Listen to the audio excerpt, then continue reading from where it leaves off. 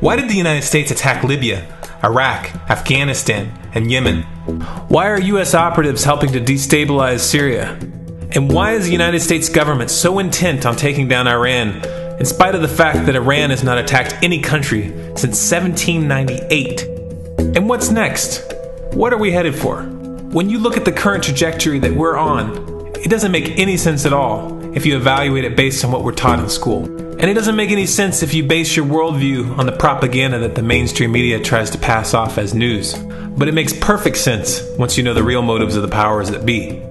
In order to understand those motives, we first have to take a look at history.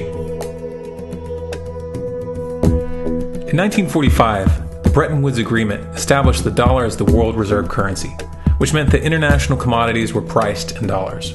The agreement, which gave the United States a distinct financial advantage, was made under the condition that those dollars would remain redeemable for gold at a consistent rate of $35 per ounce. The United States promised not to print very much money, but this was on the honor system, because the Federal Reserve refused to allow any audits or supervision of its printing presses.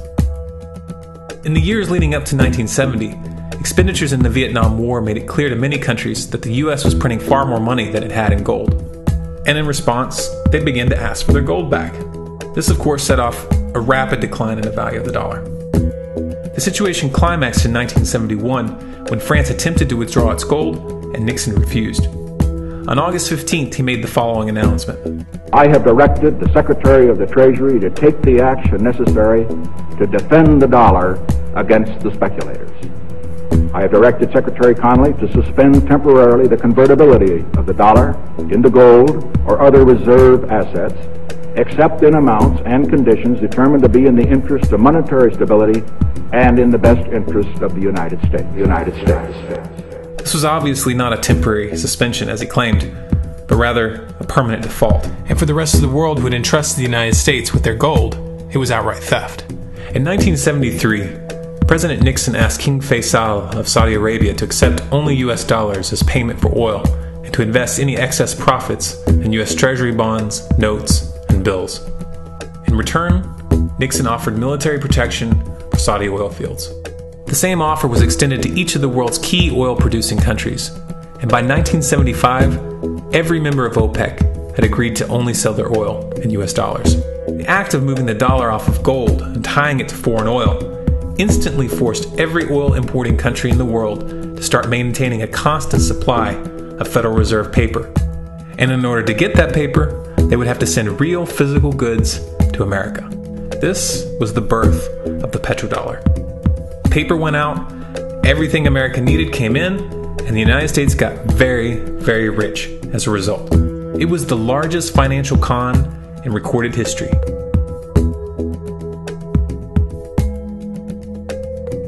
The arms race of the Cold War was a game of poker.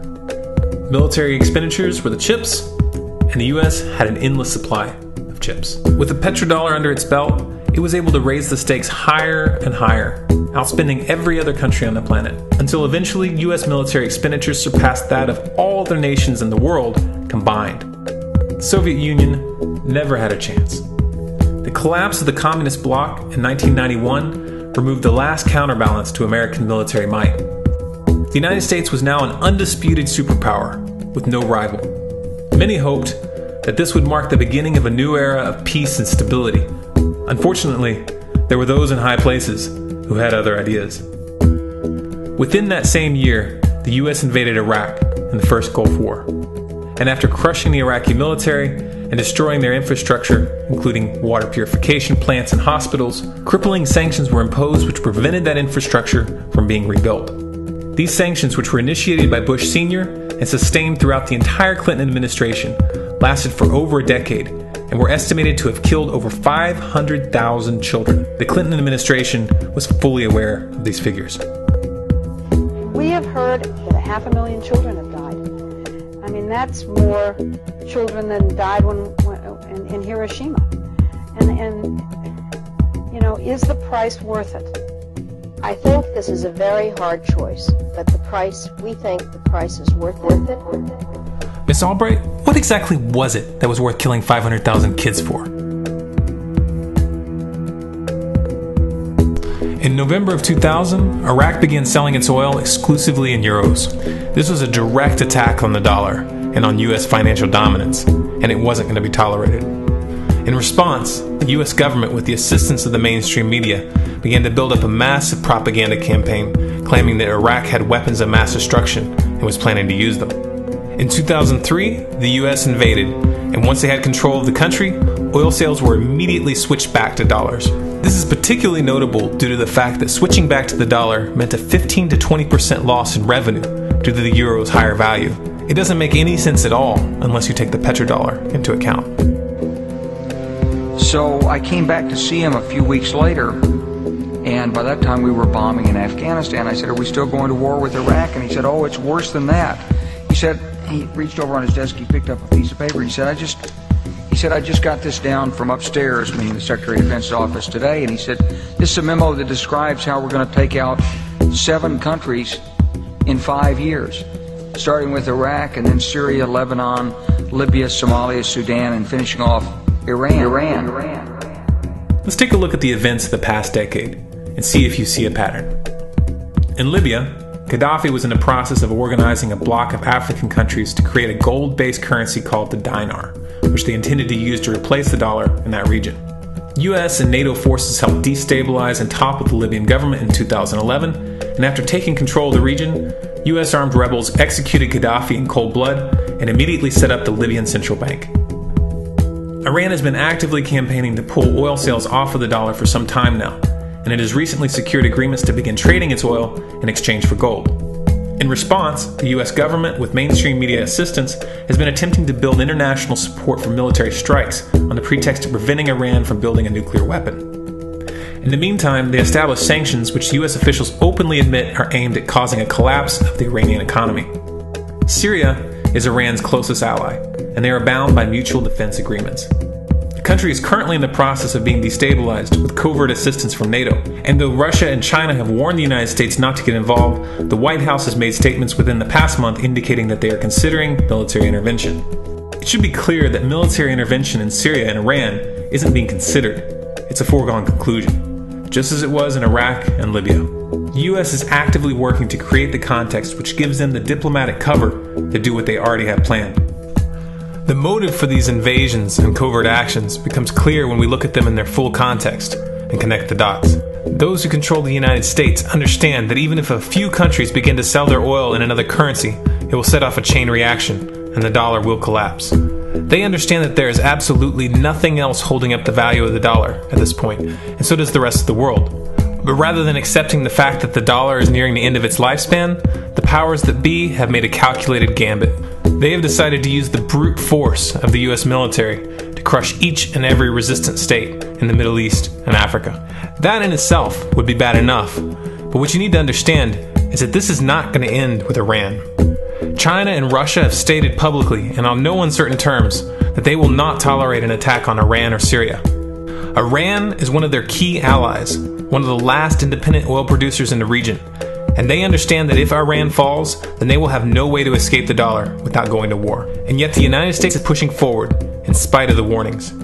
What we are witnessing here is a trajectory that leads straight to the unthinkable. It's a trajectory that was mapped out years ago in full awareness of the human consequences.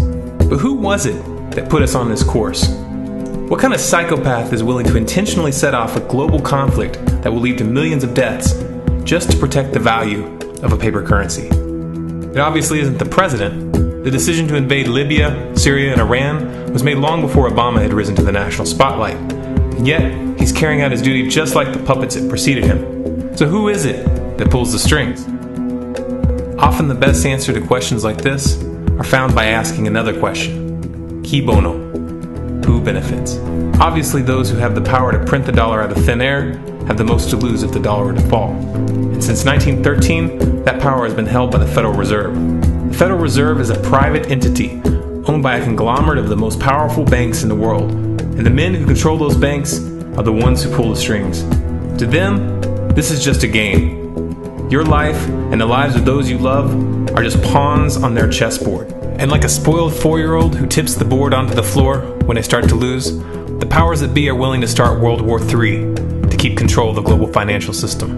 Remember that when these wars extend and accelerate. Remember that when your son or your neighbor's son comes back home in a flag-draped coffin. Remember that when they point the finger at the new boogeyman, because the madmen who are running this show will take this as far as you allow them to. So how much time do we have left? It's a question I hear constantly, but it's the wrong question. Asking how much time we have left is a passive posture. It's the attitude of a prisoner who's waiting to be taken out to a ditch and shot in the back of the head. What are our chances? Can we change course?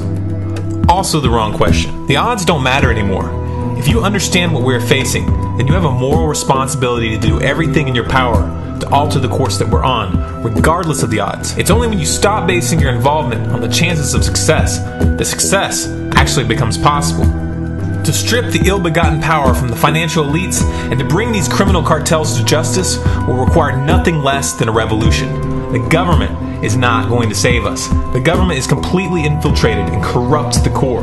Looking to them for a solution at this point is utterly naive.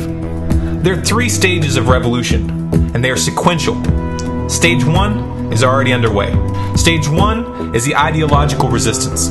In this stage, we have to actively work to wake up as many people as possible about what is happening and the direction we're headed. All revolutions originate from a shift in the mindset of the population, and no other meaningful resistance is possible without it. Success in this stage of the game can be measured by the contagion of ideas. When an idea reaches critical mass, it begins to spread on its own and seeps into all levels of society.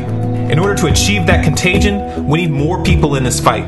We need more people speaking out, making videos, writing articles, getting this information onto the national and international stage. And we especially need to reach the police and the military. Stage 2 is civil disobedience, also known as nonviolent resistance. In this stage, you put your money where your mouth is, or more accurately, you withhold your money and your obedience from the government, and you do everything in your power to bring the gears of the state to a halt. Practiced in mass, this method alone is often enough to bring a regime to its knees. However, if you fail at this stage, Stage 3 is inevitable. Stage 3 is direct physical resistance. Direct physical resistance is the last resort, and it should be avoided and delayed as long as possible, and it should only be invoked after all other options have been thoroughly exhausted. There are those who talk tough and claim that they will resist when the time comes, but what those people fail to realize is that if you are inactive during the first 2 stages and save your efforts for the last resistance, then you will fail. When the Nazis were moving door to door, dragging people out of their homes in Germany, that was the time to fight back physically. But due to the lack of ideological resistance and civil disobedience leading up to that moment, even an armed uprising would have likely failed at that point. An armed uprising can only succeed if the people have established an attitude of active resistance. And active resistance is only possible after their minds have broken free from the mainstream propaganda. If you want to fight back, it's now or never. You're not going to get another chance, and the stakes are far higher than they were in Nazi Germany.